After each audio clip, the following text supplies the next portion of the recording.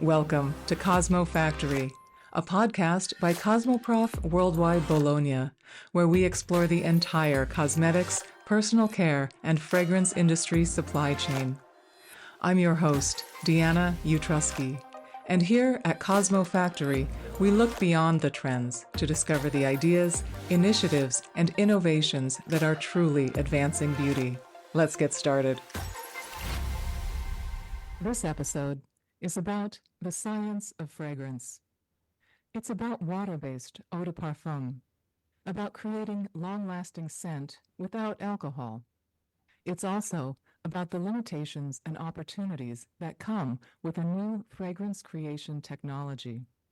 Today, on the CosmoFactory podcast, I am joined by perfumer Arnaud Winte and by fragrance chemist and account manager Pedro da Costa, both of whom work at Cosmo International Fragrances.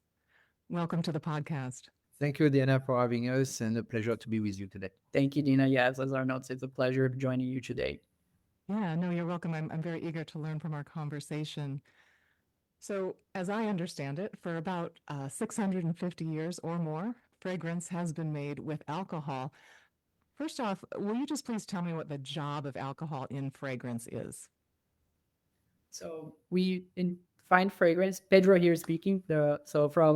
From the purpose of fragrance, the purpose of alcohol is essentially to be a carrier for a fragrance. So when you purchase a perfume or a fine fragrance at Macy's or at any store that you choose to purchase, you'll be using it as you'll be spraying mostly. It's like a fragrance combined with a little bit of water and a little bit of alcohol. So the alcohol acts as a carrier.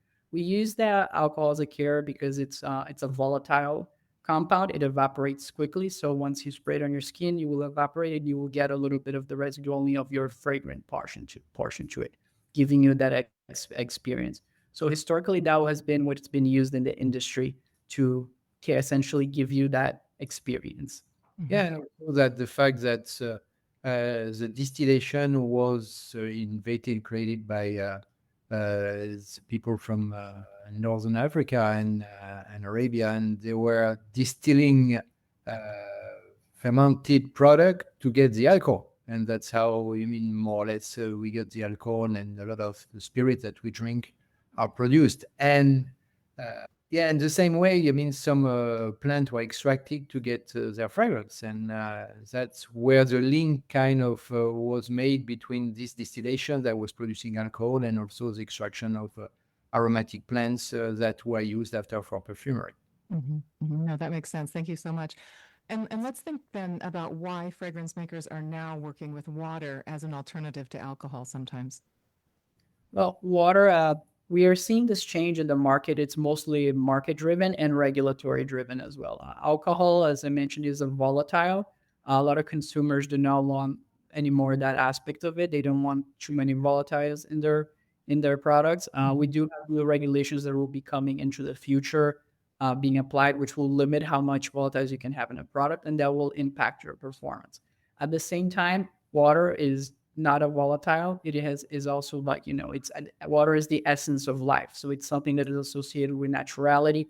It's part of us, even as people. Our bodies contain mostly water. It's an ingredient that everyone can associate. So it is only logical that the move could be towards water. And I know that comes with its own challenges at first, and this is some of the techniques that we will be addressing.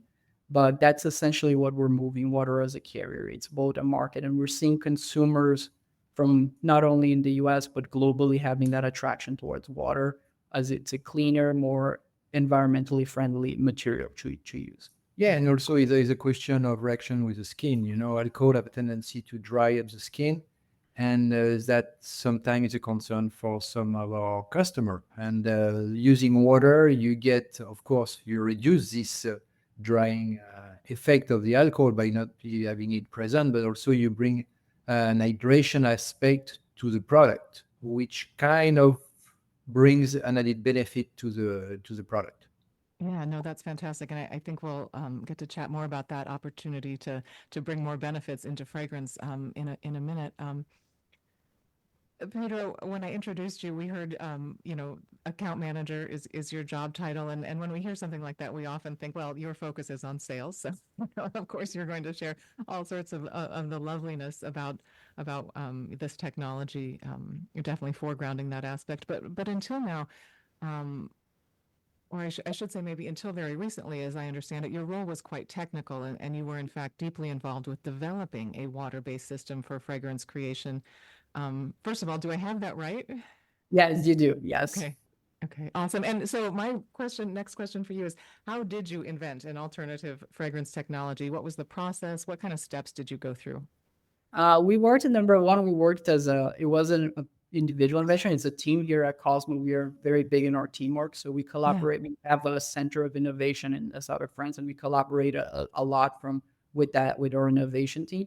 So at first, our first approach was, as we mentioned, looked at the problem. Water, a lot of raw materials that are used in fragrance are not necessarily water friendly. They are more miscible or soluble in ethanol. So there has always been that compatibility issue that water and oil, and this is something that everyone, water and oil don't mix. So first we looked at that as a problem. Now a lot of people looked at that and tried to, okay, let's now move to water because of that. We looked at it as more of as a challenge. So we saw that there was that problem and say, okay, how can we resolve that? Now solubilization has been done in the past it's not a new technique, it's not a new science, solubilizer, but we saw was the limitations of what is currently in the market. A lot of current solubilization systems either are very limited to the materials they can do it or to the percentage. You cannot get a lot of fragrance. Others, such a techniques such as like emulsifications and nano emulsions, macro emulsions, they do not give you that pleasant, clear system. It's more of an opaque, cloudy kind of a lotion-like feel on your fragrance. So we That makes looked sense. at And let me just clarify, when you say there are limitations, you're suggesting that certain systems don't allow for maybe a breadth of olfactory families to be included in the fragrance, or there was another sort of limitation. Oh, you said like percent, so not as intense perhaps of a fragrance. Is that Correct. So two of the problems that we noticed were that on intensity and on essentially the olfactive direction. A lot of there was limitations on those directions. With our technology, which was Aqua Elixir, which is our water solubilization system, we tried to tackle those challenges into not only increase the percentage and intensity in a final product. So we wanted to make sure we could really achieve high load. We also wanted to make sure that we could direct into all olfactive families. And Arnaud can speak a little bit more on the olfactive direction. Yes, that was really the challenge. So yes, in terms of raw materials and formulation, there is some limitation that we have tried, of course, to break the boundaries and to get more options, to have a wider palette for the perfumer to work. It's still a process where you need to study. It's not something, we have some rules that we have set up with raw material. We have an extensive protocol for testing raw materials in the Aqua Elixir system. And we're using artificial intelligence to help us also in this process, which means that with the result we get, we can extend and kind of pre-seeing the behavior of certain molecules depending on their structure, according to the data that we have gathered with molecules and products and extract from the same family. So it's a system where we have a wide range of notes that we can use, especially for example, woody note, musky notes that are really known for not being miscible. Citrus note also are very limiting when you work with conventional system. We can improve it. We can know for which family, which molecule is going to be the best one, has the best behavior for the concentration we're trying to achieve.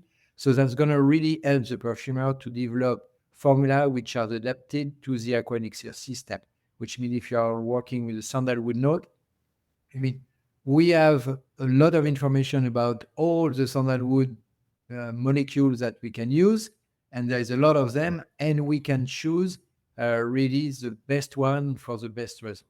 I mean, it allows us to increase a lot the concentration of fragrance that we use, but it's always a sol, which means that you can use one molecule, which from a woody note, that's going to be much have a good performance. But depending on what else is in the formula, I mean, it's really a total. The solubility doesn't come from one raw material or the behavior of one molecule in a certain percentage. It's really the sum of all the ingredients of the formula that really decides how how the product's going to behave with aquelixir, and that's what also artificial intelligence help us to foresee. I mean, the perfumer has tools that helps him to create in the most effective way. Well, you still need to check and work on with Pedro in the lab and to try your formula and see how it follows and how it behaves over time, because it's not only the immediate solubility, which is important. That's important, but also how throughout time, how stable is the aquelixir system over time, and that's something which is really widely tested before we show our creation to our customer. Yeah, and that's to highlight Arnaud's point in before. So it's like when we create a technology or any form of it, we're not looking at it like an isolated area. We work, as I mentioned, as a team, because we know that it's the big picture that we're trying to convey to our customers and to anyone who is interested in this. So we are looking at the whole approach to it. We're thinking of final product when we develop not only this technology, but any fragrance in general. Our approach is only that aspect of how is this going to behave in the final product. It will give like that beautiful experience that the customer wants, and that's essentially what we look for. Yeah, and what about those sort of classical details that aren't actually the scent itself? Things like, you mentioned the dry down is probably different because of how quickly alcohol evaporates in contrast to water, or the longevity of fragrance. How does water change these sorts of details?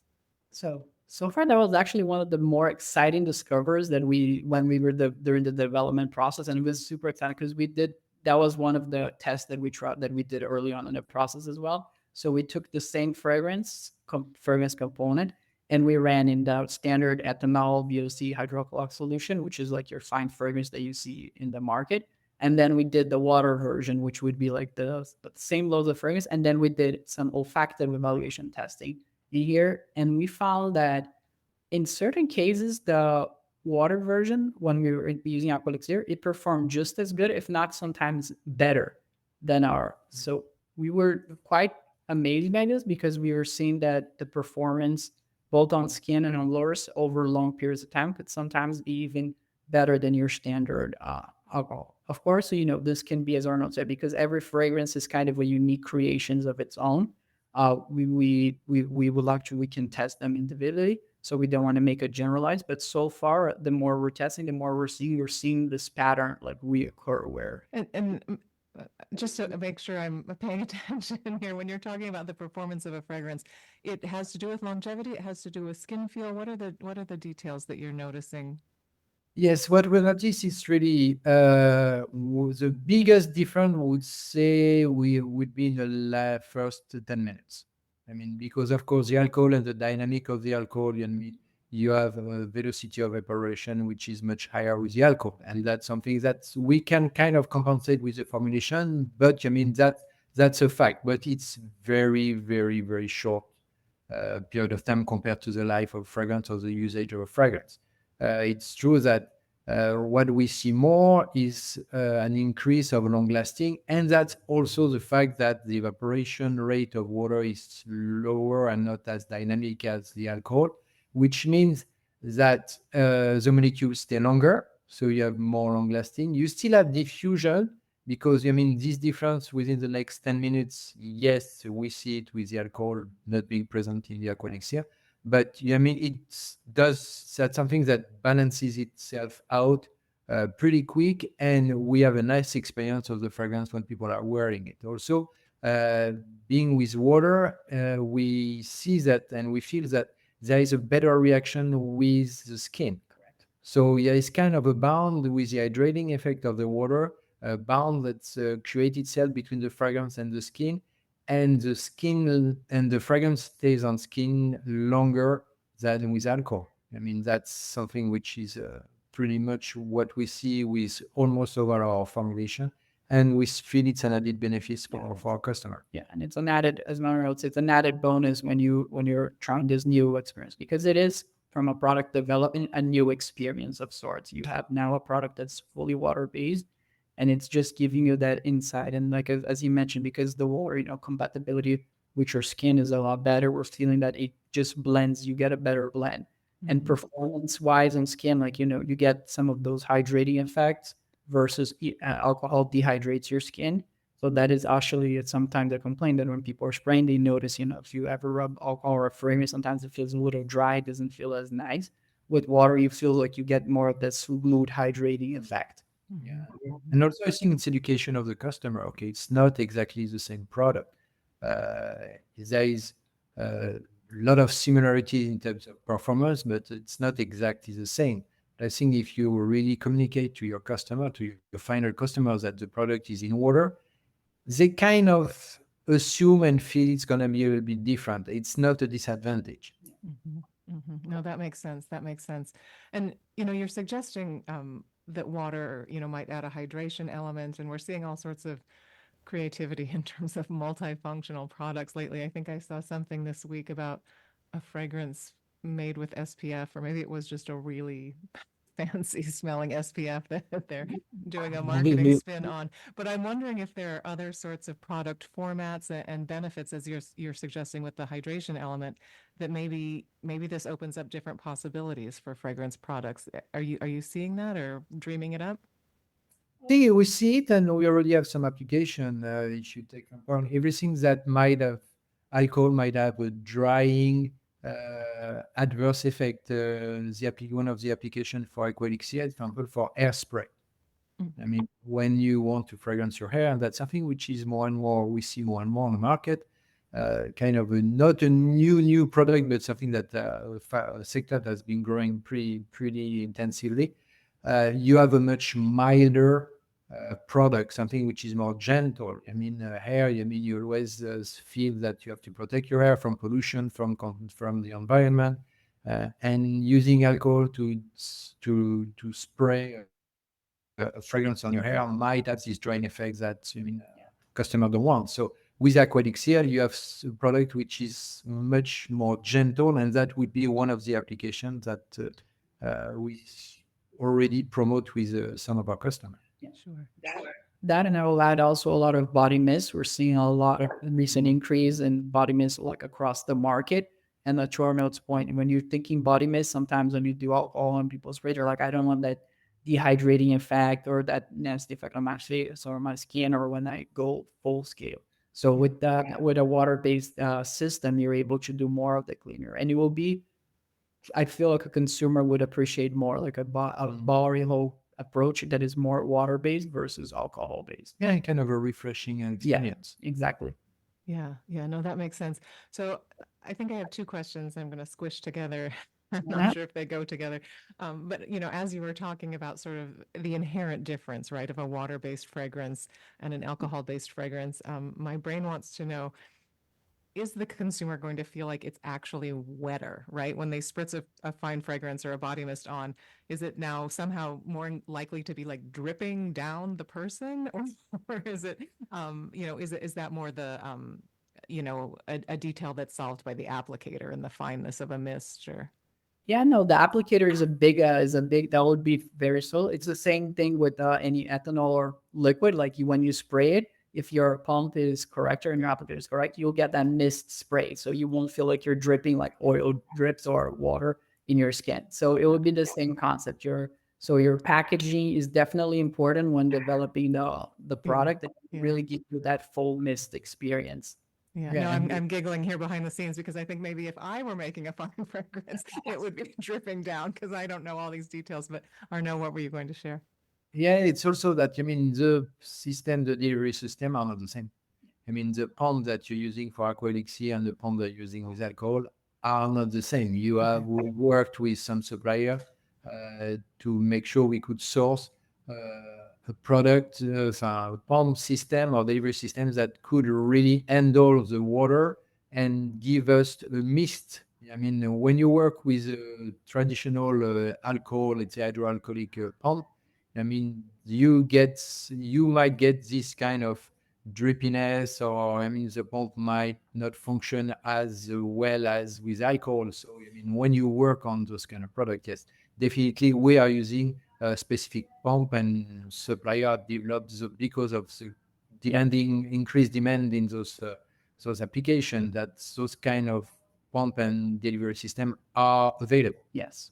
Yeah, no, and I love that, Pedro. You had mentioned earlier the importance of collaboration within the company itself as you were developing this technology. But what you're speaking to now, Arnaud, is very much supply chain collaboration, right? Everyone gets to collaborate with their partners to really innovate, and that's what we've heard from a number of guests on the podcast. Yeah, no, I love your sharing that. The other question I wanted to ask before we wrap up is about intensity. You had suggested that the percentage of fragrance ingredients or molecules that can be included in a fragrance might differ a bit with water and alcohol, or maybe not anymore. Maybe you've figured it all out. But can you help us think about, like, can you make a fine fragrance that's comparable with water at this point? Yes, we can. Yeah. I think we can. And they help me still, know why. yes, because of the way we work, and we have tested extensive raw materials. There is, I will not say it's not 100%, but we're pretty close to that. There's sometimes a couple of things that might still present a challenge. What happens sometimes also that we have a lower percentage of products that we can put, for example, for a certain note. But what we're doing when we formulate more with product molecule which have a very high intensity, which means that we need to use less. Mm-hmm, mm-hmm. We need to use 10% of certain, let's say, woody note. We're going to be looking at the raw material which have a similar type of note, but which much more impact, which means that we would have to use less. So the formulation is different. I think the final rendition is pretty close. To be honest, if you take one fragrance in alcohol and you try to put it directly in water, there is a chance it's not going to work. Even with the aqua elixir system, which means that you're going to have to adapt your formulation, but that's our job as perfumer, to make sure that you maintain the integrity, the olfactive integrity of the fragrance through our knowledge of different ingredients, to be able to deliver a similar experience. But the formula is going to be different. You cannot expect to take one formula in alcohol and translate it directly in aqua elixir.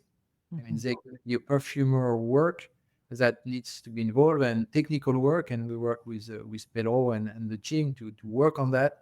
That we're gonna have to adjust the formula to make sure that we can work in our aqua elixir the percentage which is desired by our customer. But olfactively, we can do the same thing. That's that. Your final experience will be similar, or if not identical to yours, but it does take a lot of work. And we are also, the important aspect is to, as Arnaud mentioned before, we are constantly learning through our development process. So whenever we're trying to custom, we learn from every project, everything, and the more we learn, the more we can improve our ability to develop these fragrances, not only for aqua elixir but in systems in general. We think right now with our technology, we have, I like the analogy, we had a tiny table before. It's like the foldable table. We've opened it up now to a bigger notch, and we keep developing. We're looking at this technology and the potential, and we're like, okay, we're right here at this large table, but next year we want to be even bigger table, even bigger, developed more olfactive families. Maybe some of the molecules that we find now challenging, maybe a year from now, as we continue to evolve and develop our technology, we will be able to solubilize then, and we will be able to achieve even a better at that. So it's a constant developing process, and we keep improving as we move along. But from an olfactive experience wise, I believe right now we are able to give us all the fine fragrance experience in water if you desire.